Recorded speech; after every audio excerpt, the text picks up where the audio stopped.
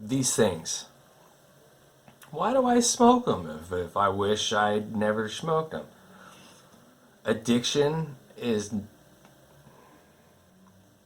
If you're one of the younger ones watching this and you don't understand what addiction is, please, I urge you not to be the type that has to learn it for themselves. Please, I urge you to just trust me on this one. You don't want to be addicted to this. Alright? I've tried quitting so many times, and the older you get, the harder it is to quit. The longer you smoke these things, the harder it is to quit. So don't smoke. Ladies and gentlemen, welcome back to my channel. Now, everything you see before you is copywritten with the United States Copyright Office as of 2018. None of this made it into the book. None of this even made it to the editor for the version of the book that is out currently.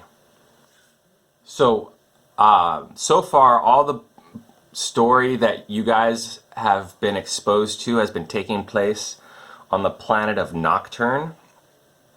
And very briefly, Ganon mentioned to Aaliyah that he was from the world, and he pointed up into the sky. Well, this next series of chunks of content takes place on the world. Well, let's just get into it. The aroma of Arabica warmly wafted through the chilled morning air of Ankan's apartment. Bundled up in a thick cotton robe, feet deep in thick plush slippers, the tiny woman stood in her kitchen half awake. Soft fur warmed her shins as a feline quietly wove its way between her legs. Through brown and half-masked eyes and past drooping blue feathers, she watched the pot fill with its precious brew. The aroma brought a smile to her face, which slowly widened with every drip that filled the pot. Omni-Eye flashed with a time alert. 7 a.m. She blinked it away. Crackling steam filled the air over the countertop, and Ankan stepped forward. Time for some brew. With the brew long finished, the robe in the wash, and the cat fed, she stood in front of the mirror to check things over. One thing she certainly was not looking forward to, and she had not been happy about for weeks now, was clipping the crown on her head. A month or so ago, she had gone out with some friends she had not seen in nearly 10 years. Not since education camp. Drinking led to this, which led to that, which led to Ankan getting the side of her head dyed an obnoxious set of colors. Just like the old days, she thought with a smile. But now her vacation was over. She had to return to work, and her smile evaporated. With a sigh, she rummaged through the top drawer beside her and fished out the pruning shears.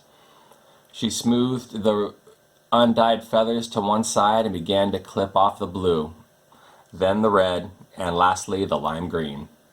Lopsided and with a frown looking back at her in the mirror, she smoothed the top of her crown back over and began to clip the opposite side.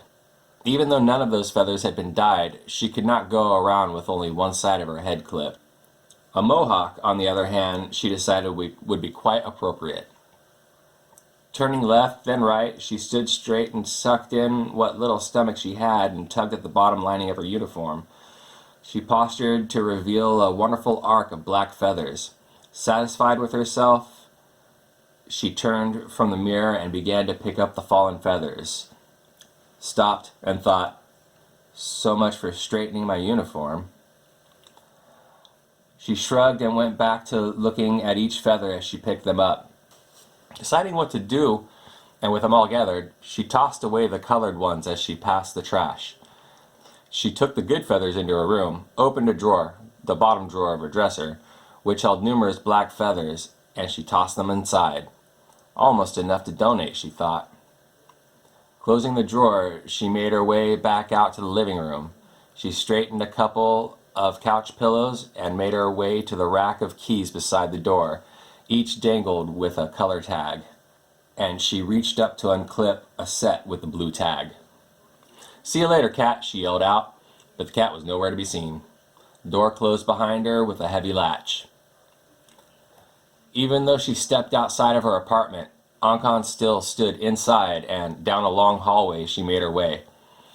Spacious, empty, tiled, and all white, it echoed with the crisp clack of her short-heeled and polished black loafers. The shuffle of her gray slacks whispered in the air as she turned a corner into the vert lift well. The bronze plaque beside the door to the vert lift read, "Jacaranda Estates, 25th subfloor," and had long since turned a shade of green. Aside from the aged plaque, the rest of the area looked immaculately sterile. On the floor, a grid of red squares sat centered in front of the vert lift's doors. Walking up and onto the pattern, each square lit up and quickly dimmed as she walked over them. Coming to the front section of squares, she stepped onto one at the very front, and the square lit up, staying lit as she stood there. Waiting, she heard the sound of a couple more people walking up the hall, and, sure enough, 2 people turned into the waiting well. They too took spots on the square. Omni-eye flashed in their eyes as the minutes passed in silence. The grid filled up, and once the last person showed up, the vert lift doors opened to let them in. Quietly, without a word, the group of 12 entered, the doors closed, and they were off to work. Palace Laboratories, a sprawling complex that covered the western seaboard, sat riddled with compartmentalized labs, departments within departments. One hand moving something here, another hand moving something there. No 2 hands aware of what the other is doing. Things could not get done if one knew what the other was up to. If one hand saw the bigger picture of what they were constructing together, things might have been different. But on the world, that is how things were. And so it came to be that Darkstar and the Cloud were built. But it was in orbit on Satel's lunar surface that the superiors had built Pillar, their base of operations. In its observation lounge, large, spacious, and sterile, a group of important people had gathered. Jeffrey and Giseldra stood, pleased with themselves as the crowd looked, stunned when the window of the observatory shifted from blackout to clear. Beyond the impenetrable glass shielding, the crowd looked out into an open test range where, side by side, Darkstar and the Cloud stood. A woman at the head of the crowd turned back to look at the superiors with a confident smile. "Superiors, I ask that a demonstration be made for our guests," Ankan asked with the widest of smiles as her clipped quills bristled. Giseldra smiled with a sideways glance at Jeffrey, who in turn gave a nod down to Ankan. "Samu superiors," she turned and hollered to another near the operations panel, "activate the Mark 1 Alpha." Darkstar came to life. "Activate the Mark 1 Beta." The Cloud whirled to life. Before the crowd's eyes, the 2 began to create large spheres of rock. "As you can see here," Jeffrey began, "with your funding, so far we've been able to take the stationary forges from the dreadnoughts and make them mobile." He smiled to hear murmurs race through the board of directors. "We no longer need to haul the forges around at such great expense using the dreadnoughts." "With a fleet of these," Eldra jumped in, "we could increase production 100 times over." "Superiors," Jordan, the ranking board member, stood from his seat beside the podium to look eye-level with Giseldra. He did not seem impressed. "Making the forges mobile has always been our pursuit, but I am underwhelmed with this display. We have poured billions into this project, not to mention the last of many of our resources. What do you have to show for it? 2 mobile forges?" Ankan sheepishly interjected and shrank away when stewing eyes slowly turned her way. "It's actually just 1 forge." Giseldra's furious expression burned into Ankan's eyes. Jordan turned back to Eldra with an equally burning stare. "What did the subordinate just say?" Frey stepped in. "It is true. In order to ensure that the forge did not quantumly destroy itself, its mobile design required it to be manufactured in 2 separate and distinct pieces." Jordan turned to the others while Frey went on to explain in further detail, which he had no care for listening to, so much as to cut Frey's speech short. "Superiors," He turned back to face them. "And I call you that out of respect, duly. But our collective financial patience has run out.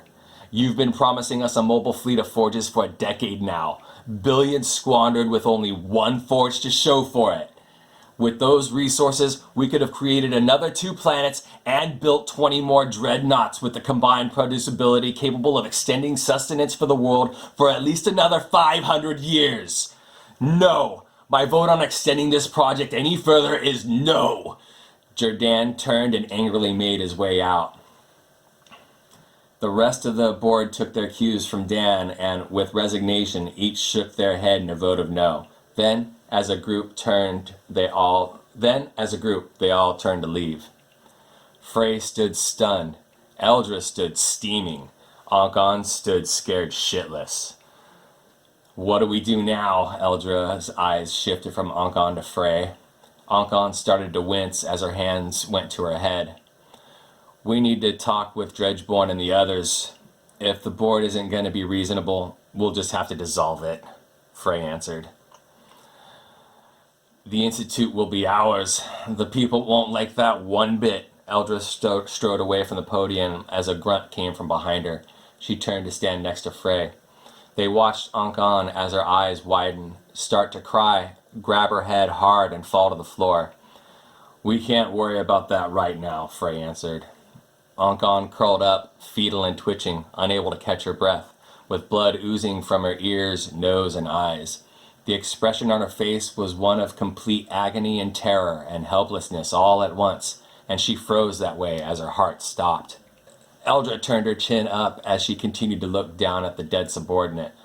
"What do we do with that?" Frey looked around at the observation lounge, at the table that sat covered with eyes-only documents too sensitive to be filed on the infomatrix. "Black bag it with the rest of the eyes-only trash. Sometimes, Jeffrey, I forget you're just as cold-blooded as I am."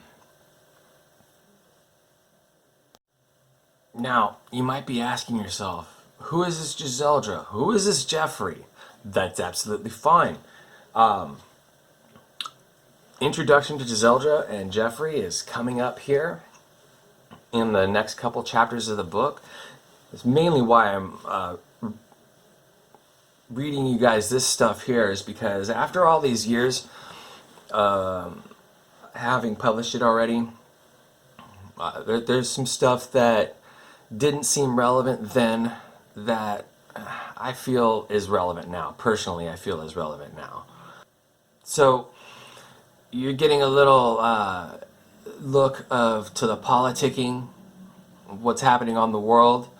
Now this happened way before what we're reading in the book. You saw a mention of Darkstar in it, and we already know through Ganon's story that Darkstar is on planet Nocturne right now. So this was like Darkstar's introduction way back when, before it got put into service. This is like it being, shown off.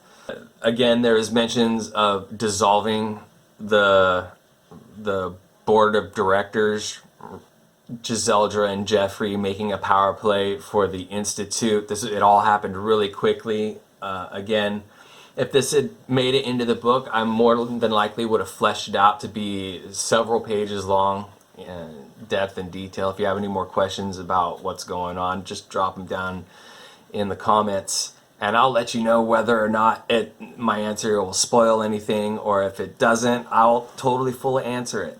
Otherwise, you're going to have to wait till we get to the answer in the book. Thank you for watching. We will see you on the next one.